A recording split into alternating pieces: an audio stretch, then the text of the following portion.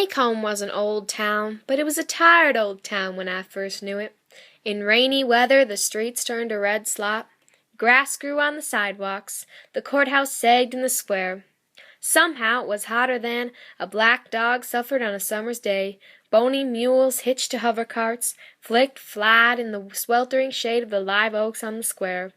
Men's stiff collars wilted by 9 in the morning. Ladies bathed before noon, after their 3 o'clock naps, and by nightfall were like soft tea cakes with frosting of sweat and sweet talcum. The room was filled with many people. Miss Maudie Atkinson, our neighbor just down the street, was a fine woman. She had known our family long before I arrived. We visited her often. Mockingbirds don't do one thing except make music for us to enjoy. They sing their hearts out for us. That's why it's a sin to kill a mockingbird. One of our other neighbors, Mrs. Henry Lafayette Dubose, was far less pleasant. Jem and I hated her. If she was on the porch when we passed, we would be raked by her wrathful gaze, subjected to ruthless interrogation regarding our behavior, and given a melancholy prediction on what we would amount to when we grow up, which was always nothing. Hey, Mrs. Dubose. Jean Louise Finch! Don't say hey, you disrespectful girl. You say good afternoon, ma'am. Then one summer, Dale came to us. I'm Charles Baker Harris, but folks call me Dale. Now, it was Dale who started us on the Radley place. The Radley place jutted into a sharp curve beyond our house. Walking south, one faced its porch. The sidewalk turned and ran beside the lot. The house was low, the once white with a deep front porch and green shutters, but had long ago darkened to the color of the slate-gray yard around it.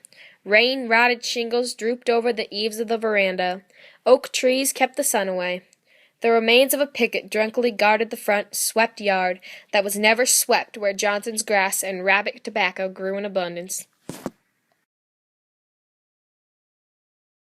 Inside the house lived a malevolent phantom. Everyone says he once drove a pair of scissors into his father's leg, pulled him out, wiped them on his pants, and then resumed his activities. People call him Boo Radley. They'd said he's existed, but Jem and I had never seen him. People said he went out at night when the moon was down and peeped in windows. When people's azaleas froze in a cold snap, it was because he had breathed on them. Any stealthy small crimes committed in Maycomb were his work.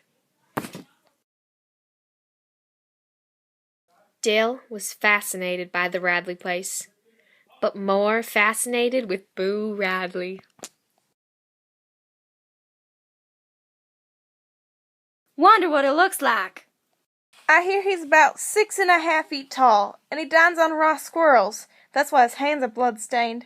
He's got a long, jagged scar that runs across his face, and his teeth are yellow. Let's try and make him come out. If you want to get yourself killed.